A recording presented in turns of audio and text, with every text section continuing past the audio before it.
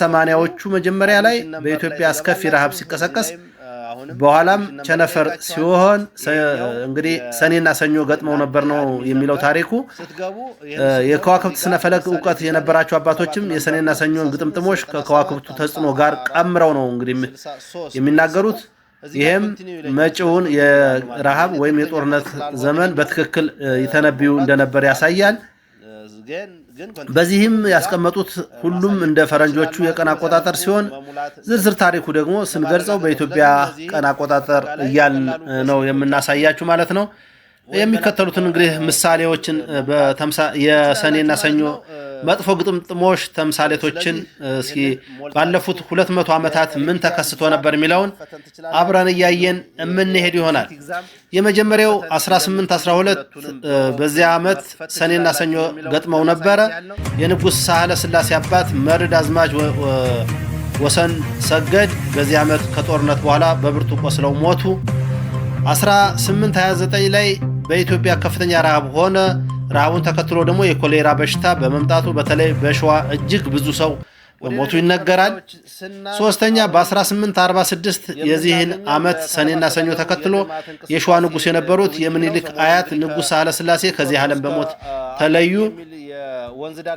1863 በአሜሪካ ደግሞ የእርስ በርስ ጦርነት የተጀመረበት ሲሆን በጦርነቱም ከግማሽ ሚሊዮን በላይ አሜሪካውያን ሞተዋል 1868 አጼ ቴዎድሮስ አፕሪል 17 1868 በእኛ 1860 ላይ ህይወታቸውን ያጠፉበት ዓመት ሰኔና ሰኞ የገጠመበት ዓመት እንደነበር ይነገራል ሌላው በ1891 ካንድ አበቅቴ ወይም ከ11 ዓመት በኋላ የሚመጣው የሰኔና ሰኞ ግጥምጥሞሽ አስፈሪ ነው አብቅቴው በኋላ ጥንቃቄና ዝግጅት ያስፈልጋል ይሄ በሚል የተነገረበት ጊዜ ነበር በዚህ ሂደት በሀገሪቱ ታይቶ የማይታወቅ አስከፊ ነገር ሆነ ይህ ዘመን በኢትዮጵያ ታሪክ ውስጥ ክፉ ዘመን በመባልም ይታወቃል በሰሜን ከአክለ ጉዛን ጀምሮ ቤገም ድርጅት ጨምሮ ሸዋና ሐረር እንዲሁም እስከ ደቡብ ድረስ የዘለቀ ረሃብና በሽታ ተስፋፍቶ ያንበጣ መንጋ ሳር ቅጠሉን ጥሬ እህሉን ሁሉ ጨርሶ በዚያ እንዳይበቃ የኮሌራ የተስቦ የፈንጣጣ በሽታ ህዝቡን እያሰቃየ የጨረሰበት ዓመት ነው በዚህ ምክንያት ያጼ ምኒልክ የንግስና ባል ጭምር ለሌላ ጊዜ እንደተዛወረ ታሪክ ይናገራል እናውቀዋለን የዚህን እና ብዙ ነው ያለው የሩቅ ግንኙነቶቻችንም ላይ ትኩረት እንሰጣቸው እንትኖች አሉ ኢንሲደንትስ ጉዳዮች አሉ አሁን የሩቅ ግንኙነት ላይ አይኔ ተርገበገበ ካልሽ አንድ ሰው እንግዳ ሰው ላይ ነው አዎ ያልጠበቅሽው አይኔ ሲንቀጠቀጥ ነበር ይልሻል ሲያገኝሽ አይን ከተርገበገበ እንደሱ ነው እንግዳ የሩቅ ሰው ልታይ ነው ስርቅታ ደግሞ አለ ዘፈንም እኮ አለ ስቃለኝ ማን አነሳኝ ደግሞ ይላል ዘፋኝ ራሱ እንደኛው ነው መሄድ ያለበት እኮ አይደለም እንደኛው እምነት ነው መሄድ ያለበት ስቃለኝ ማንንም አላነሳኝ ቻለው ግን ወደፊት የሚመጣውን ነገር መተንበይ በእርግጠኝነት መተንበይ ነው ሜትሪዮሎጂ እንኳን መተንበይ አይደለም እሱ እኮ ማገናዘብ ነው የአየር ሁኔታውን የንፋስ አቅጣጫውን ምኑ ተንበዮ አይቶ እንዲህ ሊዘንብ ይችላል ምናምን ነው የሚለው እሱ እንኳን አይሳካም ብዙ ጊዜ እንደውም ጃንሆይ ከኛ ሜትሪዮሎጂ ይልቅ አህያዋ ትሻላለች ዝናብ ሲመጣ ጆሮ ታቆማለች ብለዋል ይባላል እና ሳይንስ ቤቶች በዚህ ውስጥ ቁጥር በ1896 ሰኔና ሰኞ የተገጣጠመበት ነው ኢትዮጵያና የጣሊያን ጦርነት ተቀስቅሶ በአምባላጌ በመቀሌና በአድዋ በብዙ ሺህ የሚቆጠሩ ኢትዮጵያውያን የሞቱበት ዘመን ነው ምንም እንኳን ጦርነቱ በኢትዮጵያ አሸናፊነት ቢደመደም የጦርነቱ መልካም ስለሌለው የሰው ልጅ ህይወት የረገፈበት የሰኔና ሰኞ ግጥምጥሞሽ ውጤት ነበር ሌላው በ1914 ሰኔና ሰኞ ከመገጣጠም አንድ ዓመት በፊት የሚሞቱ ሰዎች ደጋጎች አባቶች የሚመደቡበት አጋጣሚ አለ የሚል እምነት አለ ለዚህም ይሆናል አጼ ምኒልክ ህይወታቸው ያለፈው አንድ ዓመት ቀደም ብለው ታህሳስ 3 ቀን 1906 ሲሆን የንጉስ ነገስቱ ሞት ይፋ አልተደረገም ነበር አባታቸው ንጉስ ኃይለ መለኮት በተመሳሳይ ሁኔታ ከሰኔና ሰኞ ግጥምጥሞሽ አንድ ዓመት ቀደም ብለው እንደ አውሮፓ አቆጣጠር በ1856 ማረፋቸው የሚታወቅ ነው ስለዚህ በዚህ ዓመት ሰኔና ሰኞ ሲገጥም በዚያ ወር ደስ የማይሉ የጦርነት ነገሮች በአውሮፓ ይከሰቱ እንደነበረ ፈረንሳይ፣ እንግሊዝ፣ ጀርመን፣ ጃፓን እርስ በርሳቸው ተበጣብጠው በመጨረሻም የአንደኛው ዓለም ጦርነት በዚሁ ዓመት መጀመሩ ይታወሳል።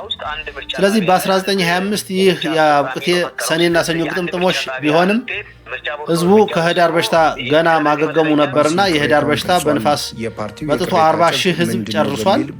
አልጋ ወራሹና ንግስቲቱም ጭምር ታመው አገግመዋል። ህዝቡም ወደ ፈጣሪ እግዚኦታውን አብዝቶ ሆኖም በዚህ ዓመት ማለትም በኢትዮጵያ አቆጣጠር 1917 ሰኔና ሰኞ ስለገጠመ ምን ይሰማ ይሆን የሚለው ሲጠበቅ ነበረ። የንጉሥ ሳህለ ሥላሴ የልጅ የራስ ዳርጌ ልጅ ወይዘሮ ፀሐይ ወርቅ ዳርጌ በአልጋ ወራሽ ተፈሪ መኮንን ላይ አስገራሚና የተቀነባበረ የመግደል ሙከራ ማድረጋቸው ታሪክ ይናገራል።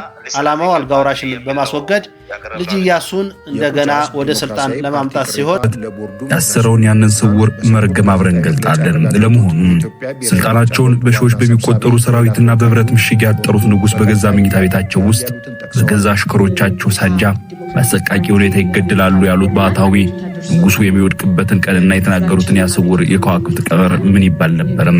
እንዴት ሳወቁትም? ባህታዊ አቤዘነ ወልዴ በብራና ጥቅል ላይ የጣፉት መርዶም እርስዎ የሚሞቱት ሰኔና ሰኞ በገጠመ ቀን ነው ያሉት ምስጢር ከአንኮበር ምሽግ ወጥተው ዛሬስ በዘመናችን ቤተ መንግስት ላይ እንዴት እያንዣበበ ይገኛል? ንጉስ ይሞታል የሚለው ጥንታዊ ትንቢት የዘንድሮ የሰኔና የሰኞ መገጣጠም ምን አይነት አዲስ የፖለቲካ ስጋት ይዞ ሊመጣ ይችላል? ይህ የአጋጣሚዎች ገጠመኝ ነው ወይስ የአምባገነኖች መጨረሻ የሚሰበርበት የሰዎች ታሪክ መረብ? ዛሬ ባለንበት የፖለቲካ ትኩሳት የውስጥ ክደትና የፍርሃት አየር ውስጥ ይህ ቀን ለማን መርዶ፣ ለሀገሪቱስ ምን አይነት መከራ ወይስ ታላቅ እፎይታ ይዞ ይመጣ ይሆን? ጆሮአችሁን አውሱኝ። ይህ ዝግጅት ታሪክ ብቻም አይደለም። እስከ መጨረሻው ተከታተላችሁ ስትጨርሱ ያላቸውን እምነት ገልጠዋል። በጋራ ምክር ቤት የሚወሰነው ያንን መርዶ እንዲህ ሲሉ ተናገሩ። ጃንሆይ እርስዎ የሚሞቱበት ስልጣኑ የሚከስምበትና ደሞ የሚፈስበት ቀን ተጽፏል። እሱም ሰኔና ሰኞ የገጠመለት ነው አሏቸው ይባላል።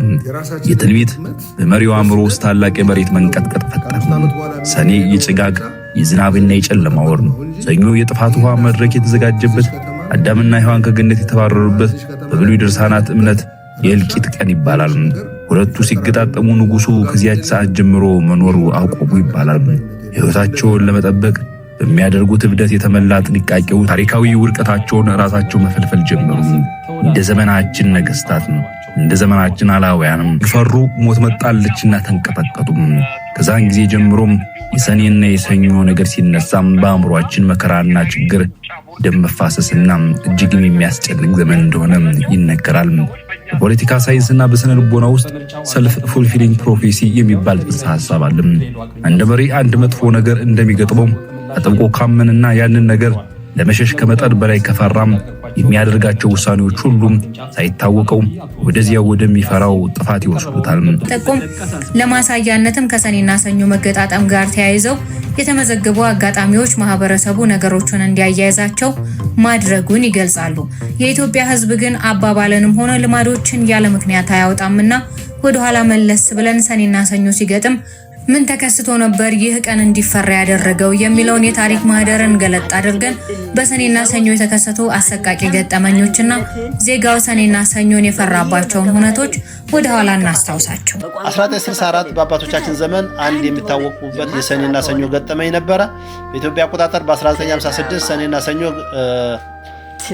ተከትሎ ምን ይመጣ ይሆን የሚለው እንዳለ ሆኖ በ1956 ያስደነገጠው ዓለማችንንም ያስደነገጠው ትልቅ ክስተትም ተስተናግዷል። የአሜሪካ 35ኛው ፕሬዝዳንት ጆን ኤፍ ኬኔዲ የተገደሉበትም በዚሁ በሰኔና ሰኞ ነበረ።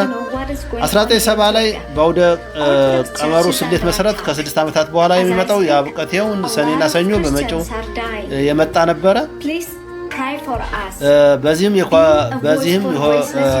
1962 ላይ ሰኔና ሰኞ ሲገጥም ለኢትዮጵያ ትልቅ ማስጠንቀቂያ ነበረ። እንግዲህ ቀድሞ መጣ ማለት ነው በ6 ዓመት 1970 መጣ ሲገባው በ11 ዓመት 1962 ከሆነ 6 ዓመት ላይ የመጣ ነው። ይሄም እንግዲህ በወሎና አካባቢው የረሃብ አሸነፈር የመጣበት ዘመን ነበር። 1981 ከአንድ ወቅት በኋላ ሰኔና ሰኞ እንዲሁም ተገናኝተዋል። በዚህም በኢትዮጵያ አቆጣጠር መልካም እንደማይሆን የማስጠንቀቂያ ደወል የተሰማበት ነበር።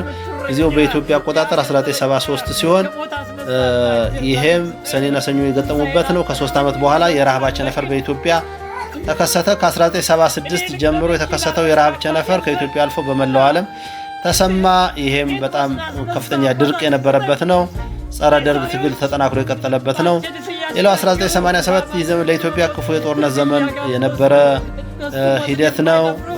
እንደዚህ እያለ ብዙ ሁነቶች አሉ። ሌላው በ1992 ወይም በኢትዮጵያ 1984 ኢህአዴግ አገሪቱ ተቆጣጥሮ የሽግግር መንግስት ያቋቋመበት ታሪክ ነው። አጋጣሚው እስከዛሬ ድረስ የአሜሪካን ታሪክ ያጠለሸ በጥቁር ቀለም የተጻፈ ቅሌት ትቶ አለፈ። ፖሊስ በጥቁር አሜሪካውያን ላይ የሚፈጸመውን በደል ተከትሎ በሎስ አንጀለስ ከተማ ብቻ ሌላውን የአሜሪካ ከተሞች ሳይጨምር በሎስ አንጀለስ ብቻ 3600 ቦታዎች እሳት ነደደ። 1100 ህንፃዎች በእሳት ጋዩ። 2000 አካባቢ ተጎዱ። 30 ያህል ሰዎች የሞቱበት ነው። በጭቆና የረሃብ የዋጋ ንረትና የእርስ በርስ እልቂት አገዛዝ እስከ መቼ ይቀጥላል? የታሪክ ቀመር እንደሚያሳየው ፍጹም አምባገነንነትና ህዝብን በደም የማጥፋት ሥራ የደረሰበት መሪ ውድቀቱ የሚመጣው ከውጭ በሚነሳው ሰራዊት ሳይሆን በራሱ ፍርሃትና በገዛው አሽከሮቻቸው ክደት እንደሆነ ይነገራል። አሁን ያለው ጨካኝ አገዛዝ በዙሪያው ያሉት ምሰሶዎች ሁሉ አንድ በአንድ እየሰበረ ይገኛል። ክልሎች እርስ በርሳቸው ማጋጨት፣ ህዝብን ማስራብና ፍትህን ማጥፋት በመጨረሻው የውድቀት ዋዜማ ምልክት እንደሆኑ ሁላችን እንረዳም። ትንቢታዊው ትንበያ የሚያሳየው ይህች ሀገር ከዚህ በኋላ በአንድ አምባገነኑ መሪ ፍላጎት ልትመራ የምትችልበት እድል አብቅቷል።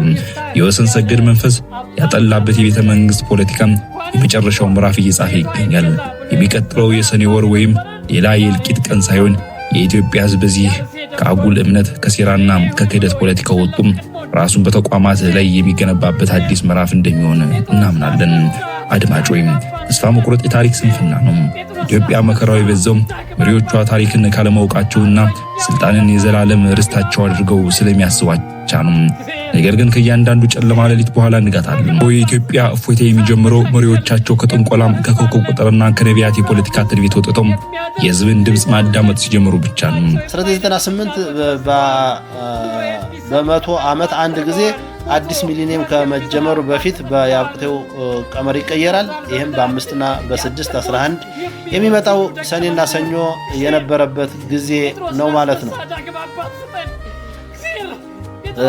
ስለዚህ በ2009 ደግሞ ይሄው ሰኔና ሰኞ ግጥምጥሞች ነበረ።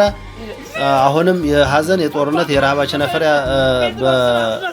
ባይከሰትም አዲሱ ሚሊኒየም ከገባ በኋላ ሰኔና ሰኞ የገጠመው በ2009 ዓመተ ምህረት ነበር። ወይም በሚሊኒየም ከላይ እንደገለጽኩት ይሄም የረሃብና ቸነፈር እንዳይመጣ መጪው 3 ዓመት በጥንቃቄ እንዲጠበቅ ይፈለግ ነበር። በኢትዮጵያ አቆጣጠር 2001 ማለት ነው። ብዙም ችግር አልነበረም። ግን ፓትርያርኩ አቡነ ጳውሎስ እና ጠቅላይ ሚኒስቴር ተከታትለው በሞት የተለዩበት አንደኛው ዘመንም ነበረ ማለት ይቻላል። በ2015 አሁንም ሰኔና ሰኞ ግጥምጥሞች ነበረ። ዶናልድ ትራምፕ ለአሜሪካ ፕሬዝዳንት እንዲወዳደሩ በይፋ አሳወቀ። ይህም መጥፎው ቀን ምጽአት የመጀመሪያ ምልክት ሆነ ነበር የሚባለው። 2020 በኢትዮጵያ 2012 በዚህ ዓመት እንደተለመደው በፈረንጆችም ሆነ በኢትዮጵያ አቆጣጠር ሰኔ ገጥሞ ነበረ።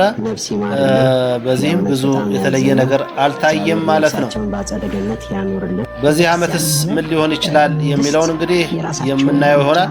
ከ11 ዓመት በኋላ የመጣ ነው የሰኞና ሰኔ ግንኙነት 2018 ወይም 2026 ምን ሊከሰት ይችላል የሚለውን አብረን የምናየው ይሆናል። ግን አጠቃላይ ሁሉም እንደ እምነቱ ወይም እንደ ባህል ተይዞ እንጂ ትክክል ነው ማለት ላይሆን ይችላል ማለት ነው። ሰኔና ሰኞ አይግጣም የሚለው የቆየ አባቶች አባባል ዘንድሮም በ2018 በአይናችን ልናየው በትክክል ገጥሟል። በ1979 ዓ.ም ጀምሮ እስከ ዛሬ በከፊል እንስኪ ከተባለ በ1979 ዓ.ም ዘመነ ማቴዎስ ሰኔና ሰኞ ሲገጥሙ ሀገሪቱ በከባድ ፈተና ውስጥ ነበረች። በ1977 አስከፊው ድርቅ መዘዝና በወቅቱ የነበረው የዝናብ እጥረት ተከስቶ ነበር። መቼ? ያኔ በ1977 ሰኔና ሰኞ። በ1984 ዓመተ ምህረት ዘመነ ማርቆስ በዚህ ወቅት ሰኔና ሰኞ በድጋሚ ገጠሙ። ይህ ዓመት የሽግግር ወቅት ቀውስ እንደነበረ የታሪክ መዛግብቶች በጥልቀት ያወሱታል። በዚህም ወቅት በመላው ሀገሪቱ ከፍተኛ የጸጥታ መደፍረስና ግጭት ነገሰ። በ1990 ዓመተ ምህረት ዘመነ ማርቆስ አሁንም በዚህም ወቅት ሰኔና ሰኞ ሲገጥም በሀገሪቱ ላይ ሌላ የደም ምዕራፍ ተከፈተ። በኢትዮጵያና በኤርትራ መካከል የተነሳው እጅግ አስከፊ የነበረው የባድሜ የድንበር ጦርነት በዚሁ ዓመት የፈነዳ ነበር። በ1997 ዓመተ ምህረት ዘመነ ዮሐንስ ደግሞ ታሪኩ ይበልጥ ልብ ሰባሪ ሆኗል። በ1997 ሰኔና ሰኞ ገጠመ። ያ ታዋቂውና ውጥረት የበዛበት ሀገራዊ ምርጫ ሲካሄድ አብዛኛው የአዲስ አበባ ወጣት ደሙ ፈሶ ቀረ። ከ10 ዓመታት በኋላ የ2007 በድጋሜ በዘመነ ዮሐንስ ሰኔና ሰኞ ገጠሙ። በ2013 ዘመነ ማርቆስ በቅርብ ጊዜ ትውስታችን በሆነው በ2013 ዓመተ ምህረት ሰኔና ሰኞ በድጋሜ ገጠሙ። በዚህም ወቅት የጦርነት፣ የግጭት፣ የከበሮ ድምጽ የነበረ መሆኑን ሁላችንም እናስታውሳለን። አሁን ደግሞ ወደ ዘንድሮ እንምጣ። ዘንድሮ 2018 ዓመተ ምህረት ነው። ዓመቱም ድጋሜ ዘመነ ዮሐንስ ነው። ሰኔና ሰኞ ገጥመዋል። እንደ 1997ቱና እንደ 2007ቱ ሁሉ ዘንድሮም ሰኔና ሰኞ በዘመነ ዮሐንስ ላይ መውደቃቸውን ልብ ይሏል። ታሪክ ራሱን ይደግማል ወይንስ እኛ ካለፈ ተምረን ራሳችንንና ሀገራችንን እንጠብቃለን የሚለው ሌላ ጥያቄ ነው። ሰኔና ሰኞ ባተር ሰኔና ሰኞ በ6 በ7 ወይም በ11 ዓመት አንዴ ይገጥማሉ ይለናል አለማየሁ ገላጋይ። አቡሻራው ናቸው እንደዚህ የሚሉት። ሰኔና ሰኞ ታሪክ የሚጀምረው 1956 ዓመተ ምህረት ነው። 1933 እስከ 1933 ዓመተ ምህረት ድረስ የኢትዮጵያ የትራፊክ አቀፍ አሁን በምንከተለው አይነት ነበር። መኪና በቀኝ ይሄዳል፣ ሰው ደግሞ በግራ ይሄዳል። 1933 ላይ እንግሊዞች ንጉሱን ይዘው አዲስ አበባ ሲገቡ አቅዱን በቀኝ ግዛት በገዟቸው ሀገራትና ራሳቸው ሀገራቸው ላይ የሚከተሉትን ወደዛኛው አቅድ ቀየሩ። መኪና በግራ ሄዳል፣ ሰው በቀኝ። 1933 እስከ 1956 ድረስ ይሄ ተተግብሯል። 1956 ላይ ግን አዋጅ ወጣ። አዋጁ ወደ ነበረበት እንዲመለስ የሚል አሁን የምንከተለው የትራፊክ አለ። በዚህ አዋጅ መሰረት አንዱ አሁን የነበረውን መኪና በቀኝ እንዲሄድ ሰው በግራ እንዲሄድ የሚል ወደ ነበረበት እንዲመለስ ሲሆን፣ ሌላኛው ደግሞ አዲስ አበባ መሀል አዲስ አበባ ላይ ያሉ ቁርቁርና ጋሪዎች ከመሀል አዲስ አበባ ወጥተው ወደ ሰበታና ወደ አቃቂ እንዲሄዱ አዋጅ ወጣበት። በዛ ጊዜ ብዙ መኪኖች ባይኖሩም እርስ በርስ ተጋጭተው ነበረ ለሚባለው አዋጁን የሰሙና ያልሰሙ መኪኖች በዛ ምክንያት ብዙ ሰው ተጎድቷል ነው የሚባለው። ሌላኛው 10,000